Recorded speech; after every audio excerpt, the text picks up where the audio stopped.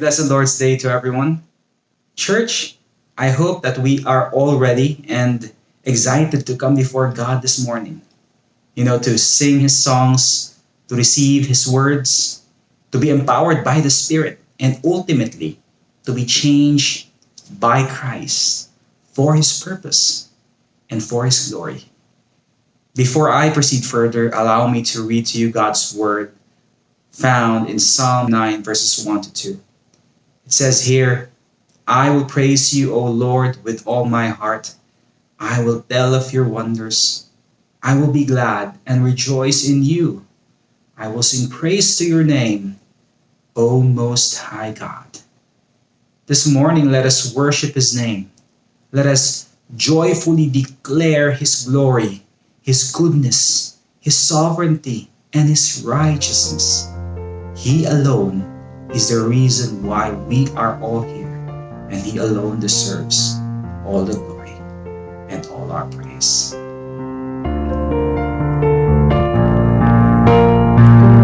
Your glorious cause, O God, engages our hearts.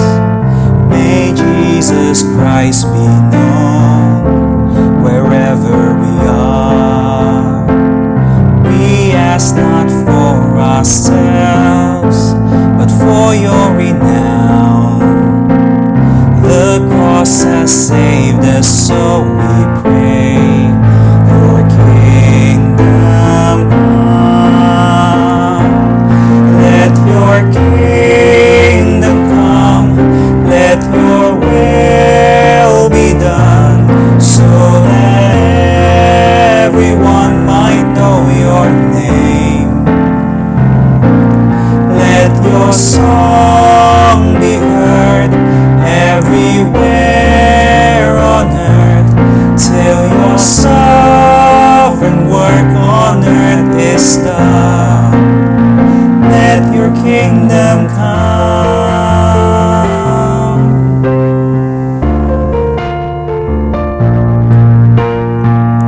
Give us your strength, O God, and courage to speak. Perform your wondrous deeds through those who are weak. Lord, use us as you want, whatever the test. By grace we'll preach your gospel till our dying breath. Let your kingdom come. Let your will be done, so that everyone might know your name. Let your song be heard everywhere on earth, till your sovereign work on earth is done. Let your kingdom come. Let your will be done, so that everyone might know your name. Let your song be heard everywhere on earth, till your sovereign work on earth is done. Let your kingdom come. Let us bow our heads and pray. Oh God, we rejoice for this opportunity of coming before your holy presence and be able to offer our praise and worship. Lord, your songs are beautiful.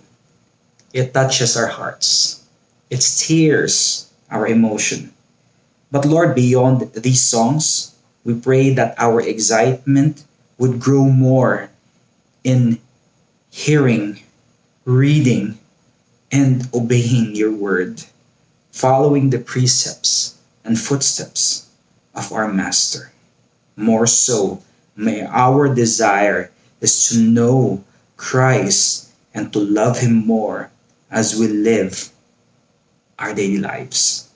Lord, we also recognize that everything that we have right now, the blessings, the grace, the gift of salvation, it came from you, and we have nothing to boast. That is why our confidence lies not within ourselves, but only in you, in Christ, our Lord, our God. Amen and amen. 谁曾用手掌握住海洋？谁曾计算海沙的数量？万国万王听出声叹力，宇宙万物同样生惋惜。仰望我们神坐在宝座上，我们来崇拜他。仰望我们王，无人能相比，我们来崇拜他。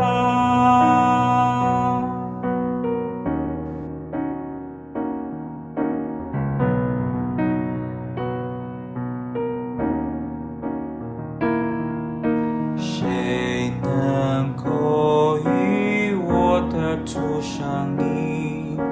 谁能审问上帝的话语？谁能教导全能全知足？谁能知托他奇妙作为？仰望我们神坐在宝座上，我们来崇拜他。仰望我们王，无人能相比，我们来崇拜他。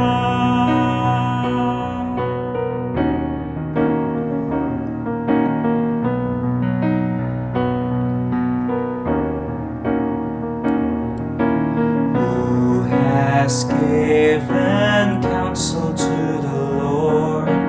Who can question any of his words?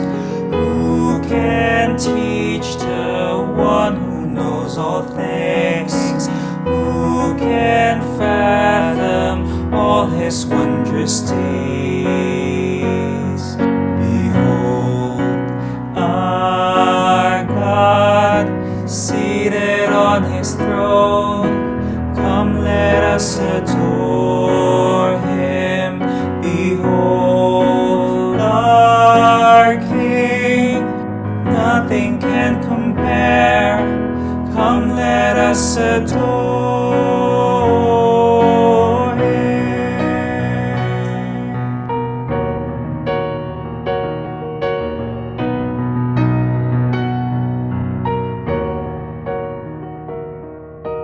Who has felt the nails upon his hands, bearing all the guilt of sinful man?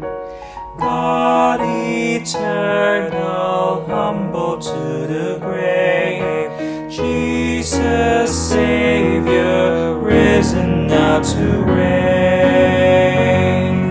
Behold, our God, seated on his throne. Come, let us adore him. Behold, our King, nothing can compare. Come, let us adore him. Behold, our God, seated on his throne. Come, let us adore him. Behold, our King, nothing can can compare. Come, let us adore Him. O Lord my God, when I in awesome wonder consider all the works Thy hand hath made, I see the stars, I hear the rolling thunder, Thy works throughout the universe displayed. Then sings my soul, my Savior God, to Thee. How great Thou art, how great Thou art. Then sings my soul, my Savior God, to Thee. How great Thou art, how great Thou art.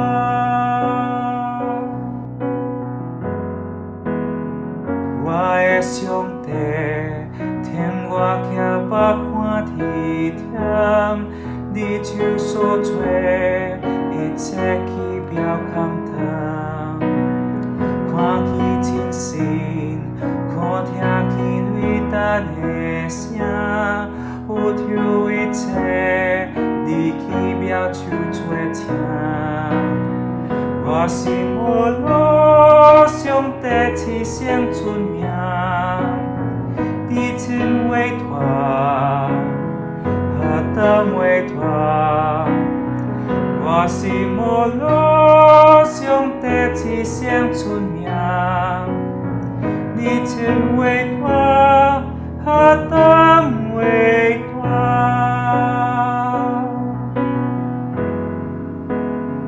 Wa e siong te Di te kian tok ki tiang kia Kang se tue lang Tuê qua bằng sắc xì mia Tuê qua e tuê Thang si ti sip di khả thiang Kiu siop un chiang Ya so i kiang wan xiang Wa si mo lo siong te ti siang chun miang Di tin wei thoa Ha tam wei thoa Wa si mo lo siong te ti siang chun miang Di tin wei thoa ha tam wei thoa When Christ shall come with shout of acclamation and take me home, what joy shall fill my heart? Then shall I bow in humble adoration and there proclaim, my God, how great Thou art. Then sings my soul, my Savior God, to Thee. How great Thou art, how great Thou art. Then sings my soul, my Savior God, to Thee. How great Thou art, how great Thou art. Then sings my soul, my Savior God, to Thee. How great Thou art, how great Thou art. Then sings my soul, my Savior God, to Thee. How great Thou art, how great Thou art. Good morning and happy Lord's Day, brothers and sisters in Christ. Now, during the lockdown, midway before the government changed it to MECQ and then GCQ, etc., I saw a trending post in the social media that caught my attention. It has a very simple content. It asks the question, what would be the first thing that you would do when this pandemic is over? Or what activities do you look forward to when this pandemic is over? Answers, of course, are, food related. Reimbursements of canceled flights and plans to go on a trip again. Of course, play basketball, hang out with friends, go to church, and feast on the Lord's table with brothers and sisters in Christ once again after a long, long time. But definitely all of us, regardless of what we want to do after this pandemic, is that we desire for this pandemic to be just over. No more added to the statistics every day of infected and diseased and frontliners getting sick as well. And people tirelessly and passionately voicing out, well-intended, though sometimes poorly worded sentiments. We look forward to that day, COVID-19 Independence Day. On the other hand, as Christians, though we equally desire for that day to come, but we look forward to a better day, the glorious day when we shall dwell finally and forever in the presence of our Maker, in a better city, a better governance, a perfect understanding of what is good, unmatched experience of joy, and the absence of everything broken in man and also in this world. Now, let me read our passage this morning, and would you please read it with me intently, understanding every word there is. Our passage is in Romans chapter 8. Let me start from verse 17 up until verse 21. The Word of God says, "And if children, then heirs, heirs of God and fellow heirs with Christ, provided we suffer with Him, in order that we may also be glorified with Him. For I consider that the sufferings of this present time are not worthy to be compared with the glory that is to be revealed to us. For the anxious longing of the creation waits eagerly for the revealing of the sons of God. For the creation was subjected to futility, not willingly, but because of Him who subjected it, in hope that the creation itself also will be set free from its slavery to corruption into the freedom of the glory of the children of God. For we know that the whole creation groans and suffers the pains of childbirth together until now. And not only this, but also we ourselves, having the first fruits of the Spirit, even we ourselves groan within ourselves, waiting eagerly for our adoption as sons, the redemption of our body. For in hope we have been saved. But hope that is seen is not hope. For who hopes for what he already sees? But if we hope for what we do not see, with the perseverance, we wait eagerly for it. May God bless the reading of His Word. The title for this morning and what the passage is all about is the future glory of the sons and daughters of God. That is what our passage this morning is all about. And Matthew Henry actually described our future glory as one of the believer's happiness. Ironically, though, as we have read our passage, we notice that one of the main focuses of the Apostle Paul in this section is our present suffering. Of course, context-wise, it was primarily about the believer's suffering in the first century.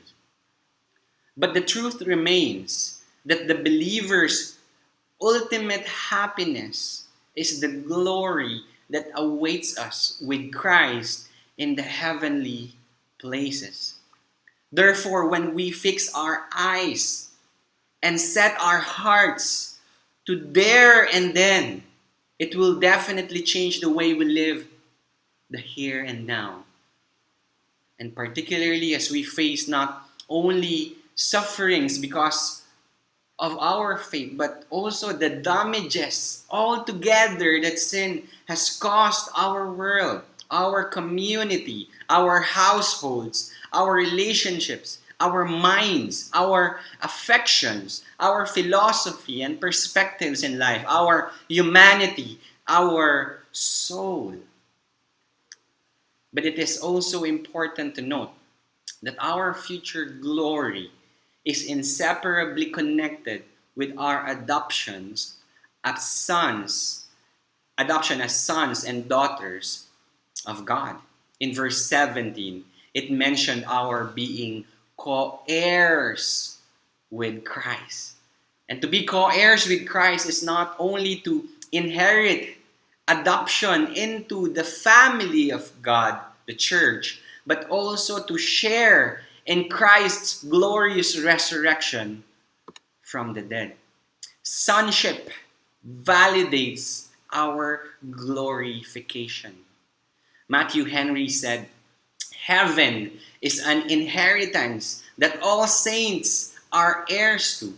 They do not come to it as a purchasers by any merit or procurement of their own, but as heirs purely by the act of God, for God makes heirs."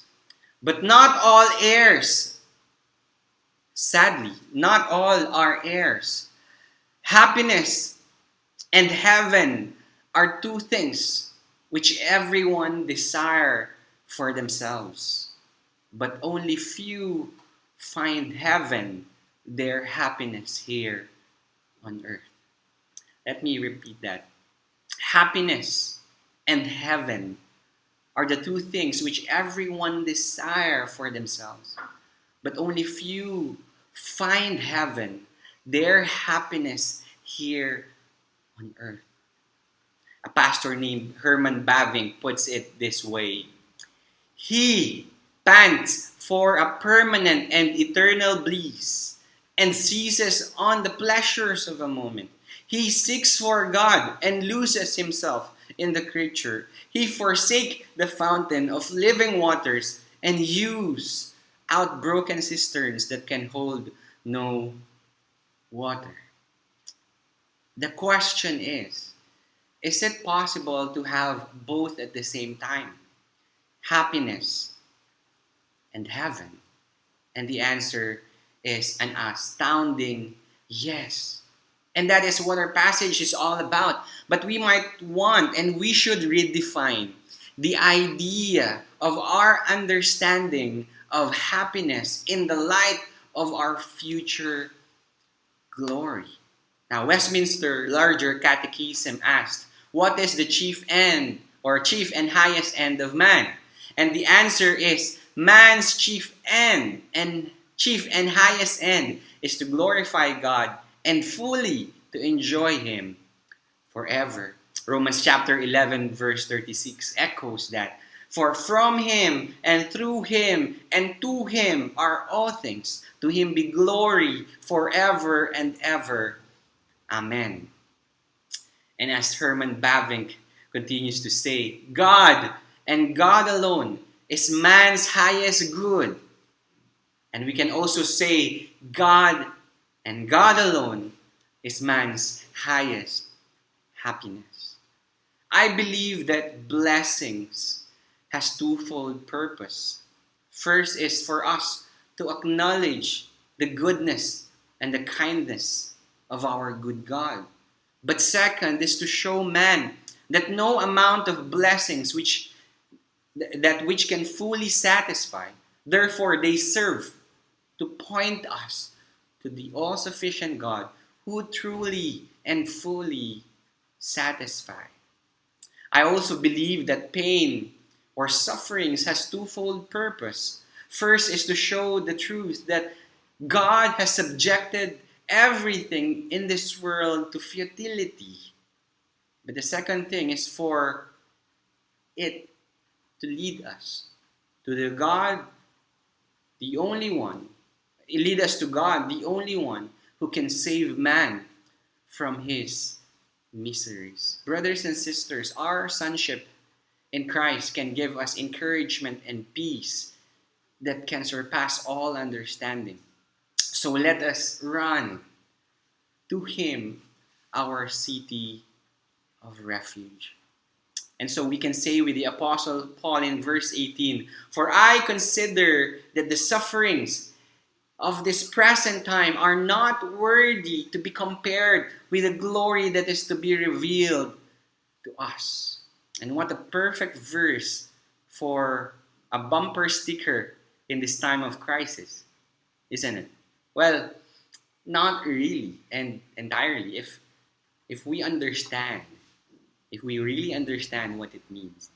So there are two important qualifiers before we can actually put ourselves in the shoes of those who lived this very verse in their lives. First, what does the word sufferings refer to in this verse? We ask the question, does this mean COVID-19, or does COVID-19 can be put in that category of what Paul was saying? The answer is yes and no. Let's start with a no. No, because sufferings in this context does not refer to sufferings which all men, okay, both Christians and non-Christians, experience. This is a peculiar kind of suffering, unique, and it only applies to Christians. So these sufferings refer to Christian sufferings in particular. Why? Because we can find in the verse the comparison between the sufferings in the present time to the future glory that is to be revealed. So the glory that is to be revealed, non-Christians do not share in that hope. Non-Christians do not hope, or more accurately, do not have hope of that future glory. They only live for the here and now. On the other hand, Christians who are sufferings, because of their faith, have something to look forward to. The future glory will be the hope in the moments of fear and doubts in the present. The future glory will be the comfort in the pain that we are experiencing. The future glory will be the pure joy that will keep us in enduring the trials and tribulations in this present time. So it is no, it is not for everyone. The sufferings here is pertaining to the sufferings of Christians because of their faith.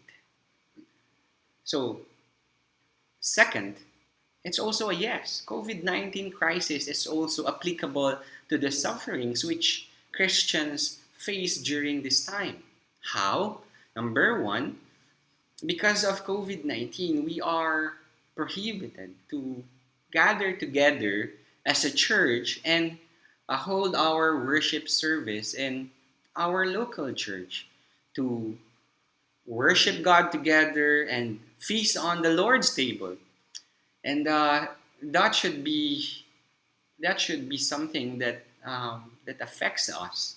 And if that does not affect us in any way, then we need to evaluate ourselves if we really and truly understand the importance of these Christian practices and ordinances. Second, our faith is tested in the most practical of ways during this pandemic, like trusting God in His provisions, believing and holding on to God's promises for His children amidst the uncertainties Our businesses and financial standings are threatened.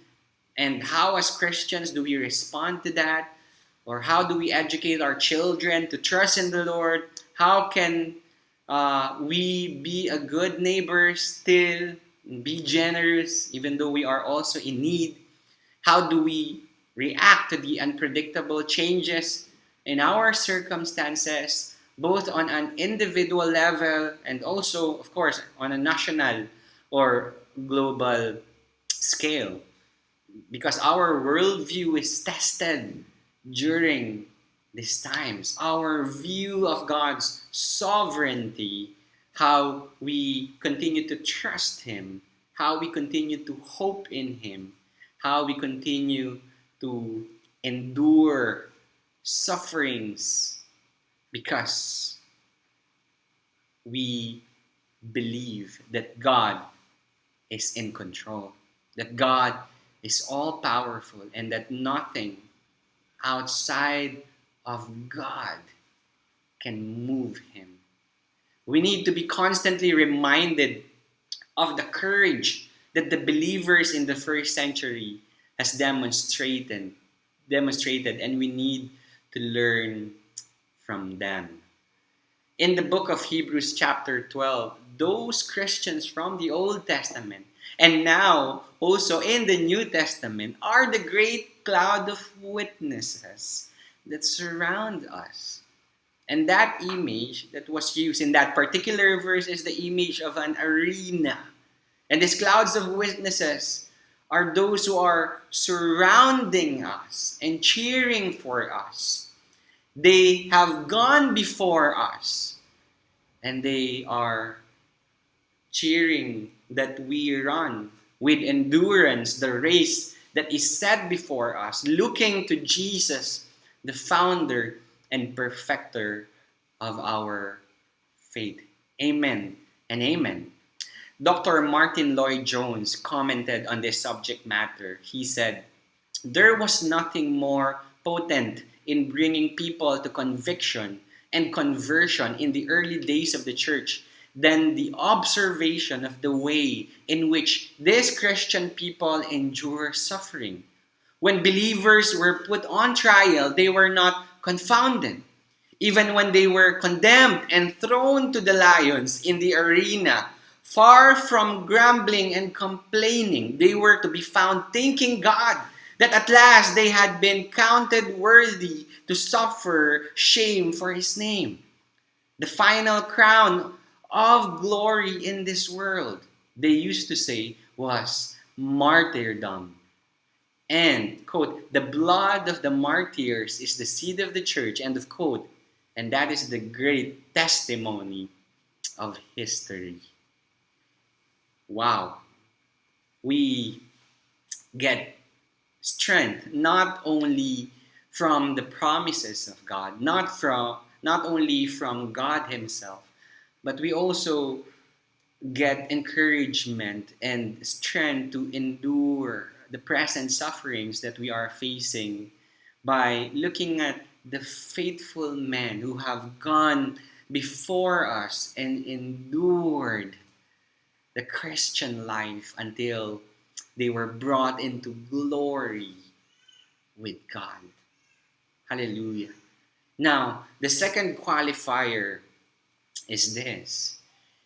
We need to understand that the phrase present time does not refer to the real time or the time being. It refers to this age. It refers to this lifetime, our lifetime here in this temporal world. When Paul said in verse 18, "The sufferings of this present time are not worth comparing with the glory that is to be revealed to us," he was using an image of a weighing scale. And he used this imagery several times in his other letters. For example, in Philippians chapter 3, he said in verse 7, "But whatever gain I had, I counted as loss for the sake of Christ." It's a weighing scale image. It means that there is no amount of gain in this world that can outweigh the worth of Christ, the heaviness of His glory, of His worth.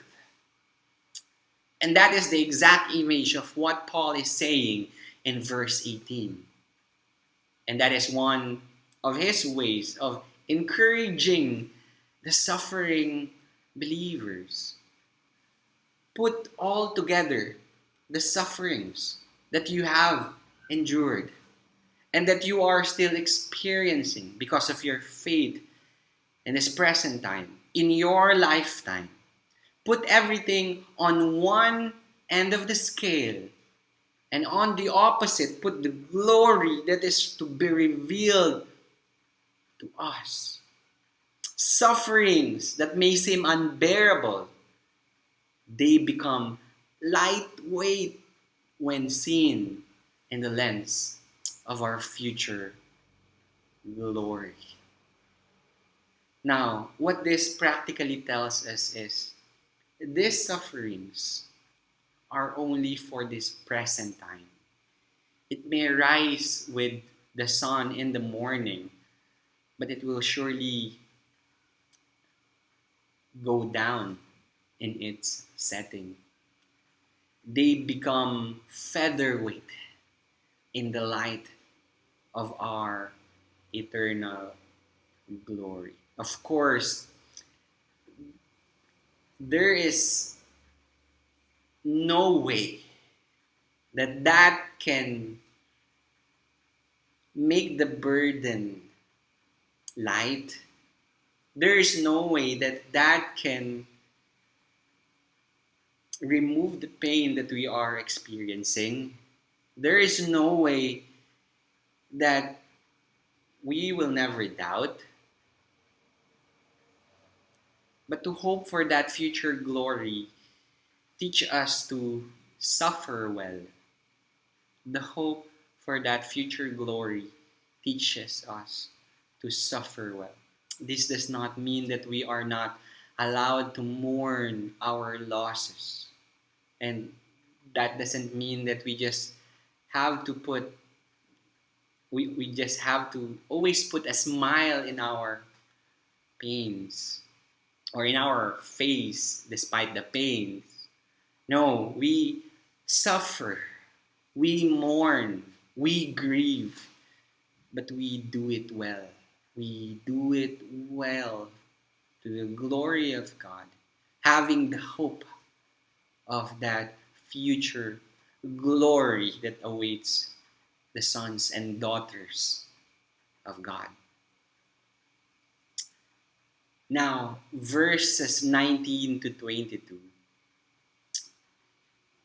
Apostle Paul somehow shifted on another topic, but still related to the whole picture. Verses 19 to 22 says, "For the anxious longing of the creation waits eagerly for the revealing of the sons of God. For the creation was subjected to futility, not willingly, but because of him who subjected it, in hope that the creation itself also will be set free from its slavery to corruption into the freedom of the glory of the children of God. For we know that the whole creation groans and suffers the pains of childbirth together until now." This creation, or all of creation, is subjected to futility. And that is because of sin. All the abnormalities in this natural world, such as calamities, are but results of sin. And according to this verse, even the creation eagerly waits to be set free from its slavery to corruption. And this pertains to the redemption of all creation in the new heaven and the new earth, where sin is no more. Sin is no more. And that also tells us that all abnormalities in our bodies, sickness, old age, are all results of sin, which will be the inevitable means for the death of everyone. And so verse 23 says, and not only this, but also we ourselves, having the first fruits of the Spirit, even we ourselves groan within ourselves, waiting eagerly for our adoption as sons, the redemption of our body. That was my point a while ago when I said that to hold on to the future glory doesn't mean that we will pretend that everything is okay. No. According to verse 23, as we wait eagerly to that day or to the redemption of our body, we groan within ourselves. We groan. We will be given glorified body, yes. The final salvation, yes. Which is the salvation from the presence of sin, yes. But interestingly, it says in the verse that while we wait for that day, we groan within ourselves. Now, it's quite funny that when you look at the word groan in its original word, it does not really define what it is. Its definition of the word groan is a description of what it is. So let me put it in my own words, okay? Groaning, so that everyone can relate. Everyone can surely relate to this. Groaning is what you do when you hit your pinky toe on a hard object. You try to endure the painful sensation that you are feeling at the moment until it's gone. Groaning. But on the other hand, it actually has a deeper meaning, more than mere enduring. I believe that to groan within ourselves while waiting eagerly for the redemption of our body also refers to our sensitivity of what is happening around us in this present time until that glorious day. Now take note of that. To hope for that glorious day is not to be indifferent with the here and now, with everything around us and with everyone around us. No, the opposite is true. We groan within ourselves, for example, as we pray for the salvation of our loved ones. If we are waiting or expecting or longing for that day to come, then shouldn't we desire for that day not to come yet? Think about that. If we are longing, expecting, and waiting for that day to come, knowing that our loved ones, or there are loved ones, or friends that we have who are not yet believers of Christ, we should desire for that day not to come yet until we have exhausted all the means available to share the gospel, not only to our loved ones, but to the people that God has brought us into our lives. To hope for that future glory is not only to endure sufferings in this life, but to be mindful of the eternal ramifications and effects of sin to those who do not have Christ in their lives as their Savior. So we groan in prayer. Next Sunday we will be talking about that. But second, we groan within ourselves. For example, as we see injustices. We groan within ourselves as we see poverty and crimes. Because as much as we long for the redemption of all things in the future, as much as we long for that perfect world, we do not become indifferent with everything else in the present. The opposite should be true to us. We should long for reforms in our society, in our community, in the marketplace, the welfare of the poor, the needy. We also elect good leaders. We call out corruption. That's part of our groaning as we wait for that future glory. We become sensitive to what is happening around us right here and now. And our goal is to see Christ exalted in everything, in every way. We groan for the imperfections of this world. Someone would say, if you have the hope for the future glory, you should not be depressed. You should not be sad. You should not be anxious. I don't know. Maybe the opposite is true. That as we wait for that perfect world, and since we are created for that world, then we groan. We groan for the moment, for the meantime, in this present age. We groan.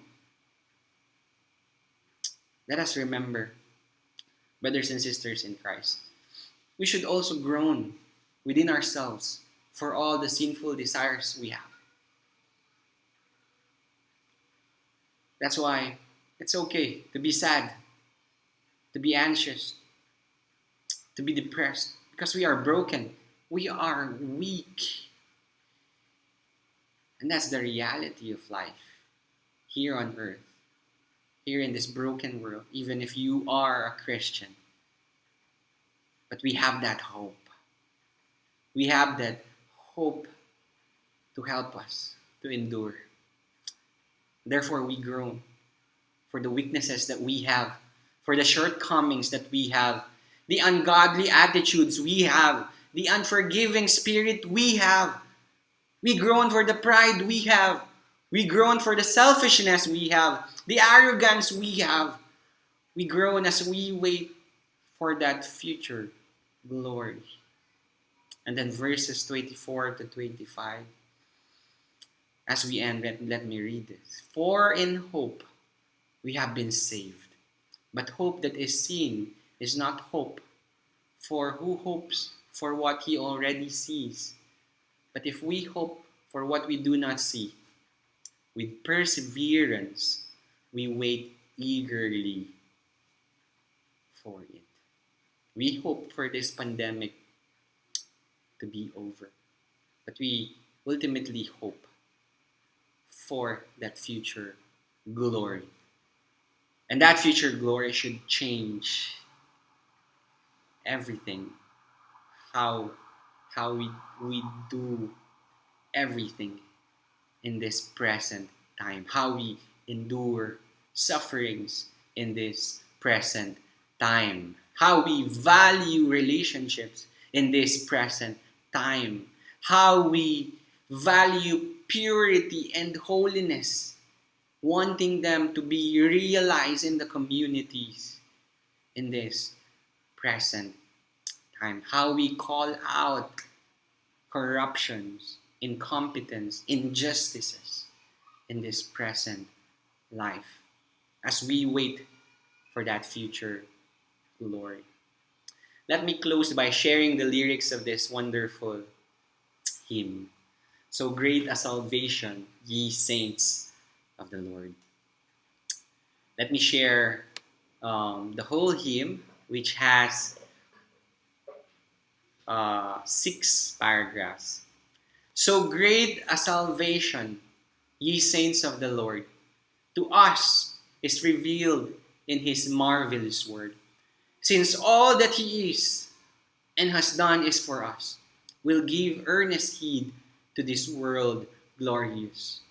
What he is of God and of man as the Son, we now may enjoy since with him we are one. our high priest and captain, salvation is he. He'll cause us to grow in his glory to be. He's washed all our sins, purified them forever, tasted death on the cross, ended slavery there. He took on our nature the devil has slain, and put you and I in his glorious train. So great the extent of salvation to us. We're partners of Christ in his plan glorious. He'll bring us to glory and will rule with him to the uttermost, saved by his working within. To such a salvation our heed we must give, lest drifting away or neglecting we live. Christ now as our life, future ruling with him. We'll miss if we miss the salvation within. So great a salvation is given to us, that we may be made like our Lord glorious. By all that he is and by all he has done, we're brought into glory with God's firstborn Son. May God bless all of us. Peace be with you.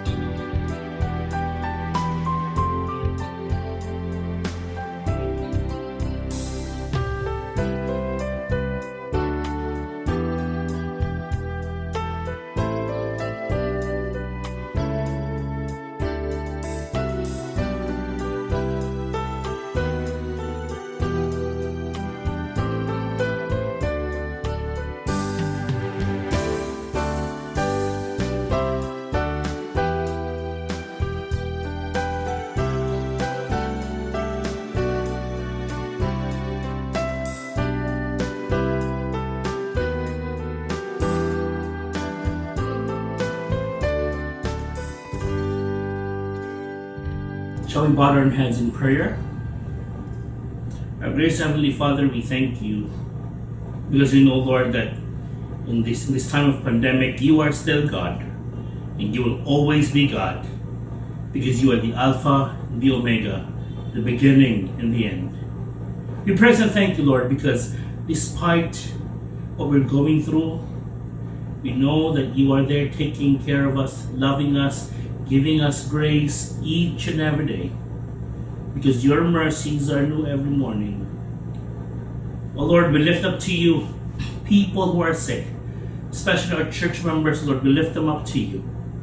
We lift up to you, Lord, because we know, Father, that you are the great healer. We pray for healing for our friends, our family, our church members, Lord, who are who are sick, O Lord. We pray for healing for them. We pray, Father, that your grace be upon them. We thank you, Lord, for our friends, our family, or the people, Lord, who have been well already, whom you have given healing already. Lord, we pray that you will also give the same grace to those who are still sick. Lord, we pray for healing for this land, physically and spiritually. Lord, I pray that you would use our church. We would be a beacon of your light to this dark world.